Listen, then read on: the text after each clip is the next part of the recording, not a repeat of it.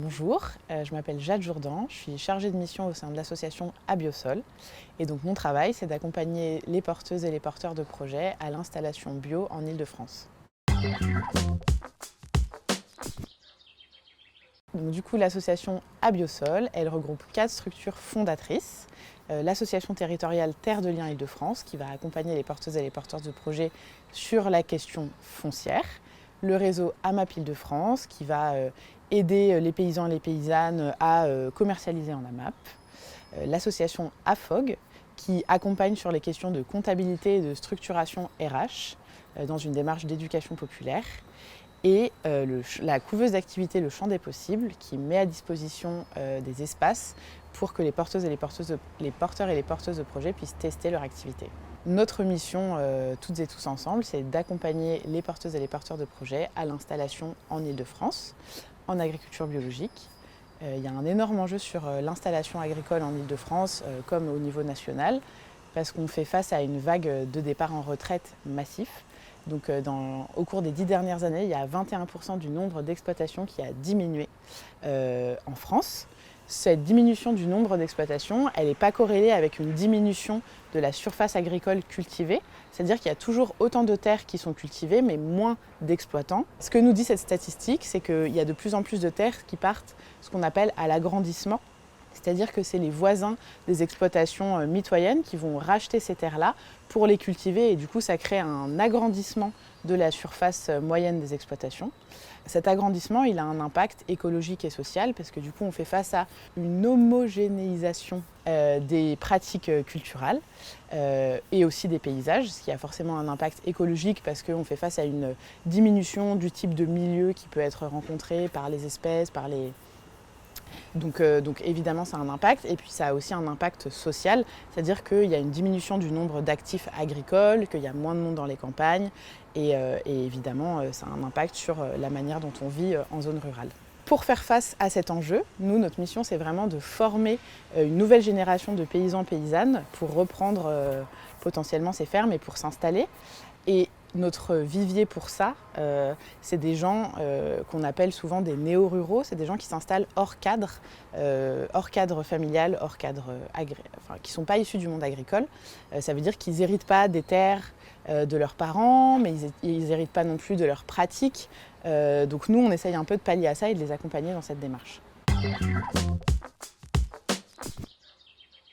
En amont, on fait de la sensibilisation auprès de publics qui sont périphériques ou en amont de l'installation agricole. On essaie de s'adresser à des gens qui ne vont pas spontanément venir nous voir. Donc typiquement, on va s'adresser à des scolaires à travers la réalisation de forums de métiers autour des métiers de l'agriculture. On fait des podcasts avec eux pour essayer de leur faire rencontrer des agriculteurs et agricultrices près de chez eux. On fait aussi tout un travail de sensibilisation auprès des prescripteurs de l'emploi.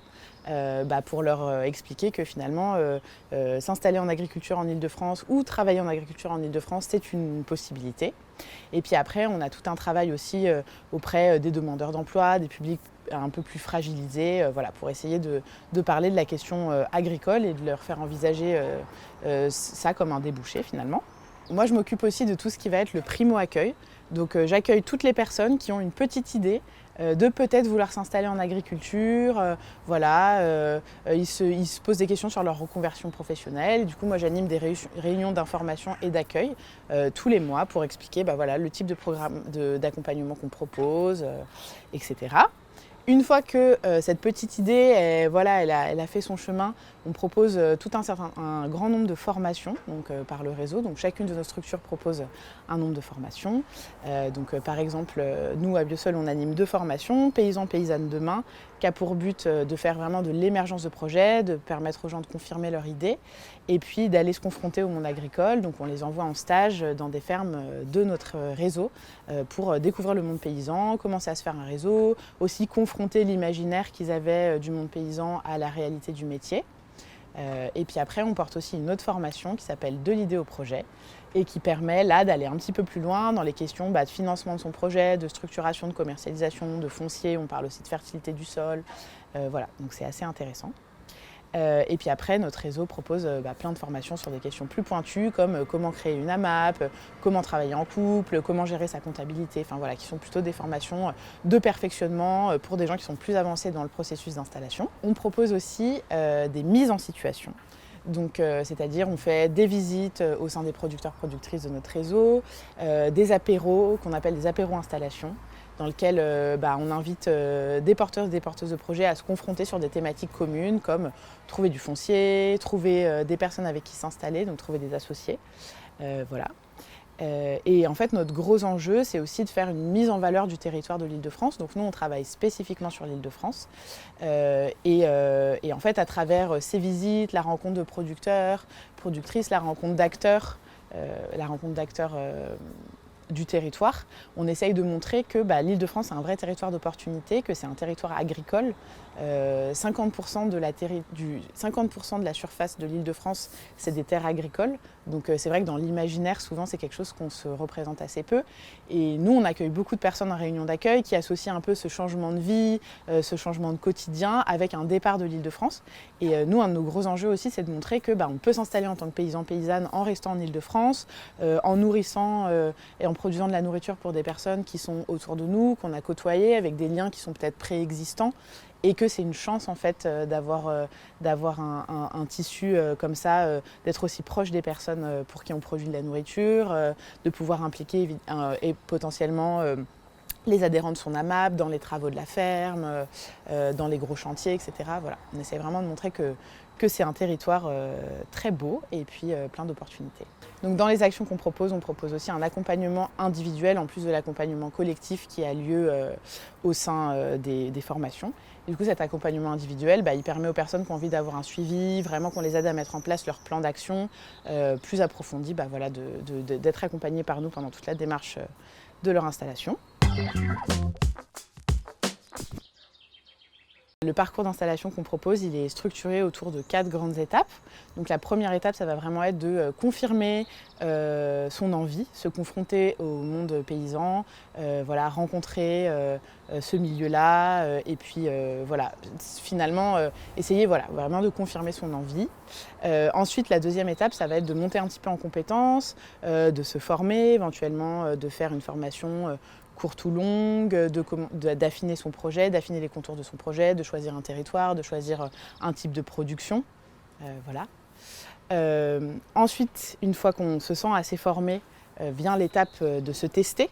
Donc c'est là où entre en jeu pas mal la couveuse du champ des possibles qui met en place des espaces tests agricoles dans lesquels les entrepreneuses peuvent tester leur activité tout en étant accompagnés par des encadrants champ des possibles qui ont une expertise sur la question précise qui est testée par le porteur de projet. Et puis après, il y a toutes les fonctions support qui sont portées par la couveuse. Donc tout ce qui va être le numéro d'entreprise, la compta, c'est vraiment une aide au test d'activité pour voir si son activité telle qu'on l'a imaginée est viable ou non, ou s'il faut encore la modifier. Voilà. Et puis ensuite intervient la dernière étape de notre parcours, ça va être l'installation. Donc c'est là où intervient l'association Terre de Liens pour l'acquisition du foncier. Donc il y a plusieurs options qui sont possibles. Nous, on accompagne à la fois, on essaie de mettre en relation des pistes foncières avec des potentiels porteurs et porteuses de projets pour des projets qui soient, où il y a une adéquation entre la piste foncière disponible et le projet qui est porté par la personne. Et après, ça peut se faire de plusieurs manières, c'est-à-dire que soit la personne est en mesure d'acquérir le foncier ou souhaite avoir un bail rural directement avec le propriétaire du foncier, ou alors, si finalement l'acquisition du foncier est un frein, Terre de Liens peut aussi acquérir les terres en son nom et installer la personne sous un fermage, un bail rural, qui va faire que ces terres elles seront sanctuarisées, qu'elles ne vont pas repartir dans le marché de la vente des terres agricoles et que du coup la personne peut louer ces terres-là sur une durée assez longue et pratiquer son activité. Voilà. Et puis ensuite, il y a évidemment AMAP Île-de-France qui peut accompagner les paysans qui sont en structuration et en train de monter leur projet vers la création d'une AMAP pour la commercialisation. même si on n'accompagne pas à proprement parler des projets d'installation en agriculture urbaine, on se rend compte que dans les porteurs et les porteuses de projets qu'on accompagne, beaucoup sont rentrés dans la question agricole par des expériences au sein d'associations, de projets d'agriculture urbaine, que c'est une première porte d'entrée finalement accessible pour eux, pour se tester, découvrir, éventuellement faire des activités dehors, travailler avec le végétal, etc. Et dans les personnes que nous on retrouve dans des parcours à l'installation, il y en a beaucoup qui à un moment ont transité par un parcours dans l'agriculture urbaine, et du coup c'est hyper important pour nous de créer ces liens et d'aussi se faire connaître auprès de ce public-là pour dire nous on est en mesure d'accompagner des projets du périurbain, du rural, périurbains ou ruraux. Moi par exemple je travaillais avant en agriculture urbaine. C'est vrai que j'ai vu passer aussi énormément de personnes qui sont arrivées avec une porte d'entrée d'agriculture urbaine en se disant que c'était le type de projet qu'ils avaient envie de monter ou que c'était une porte d'entrée pour eux, et finalement ces projets ils évoluent vers parfois une installation en périurbain ou alors carrément en rural, et que voilà, c'est un schéma finalement assez classique et que c'est pour ça que c'est assez essentiel de créer ces liens-là. Et nous, on n'est pas du tout, en tout cas, fermés. On est ravis d'accueillir ce type de public-là. Je trouve que l'agriculture urbaine, c'est vraiment une porte d'entrée hyper intéressante pour la découverte du monde végétal. Et voilà, et c'est essentiel de se mettre en relation.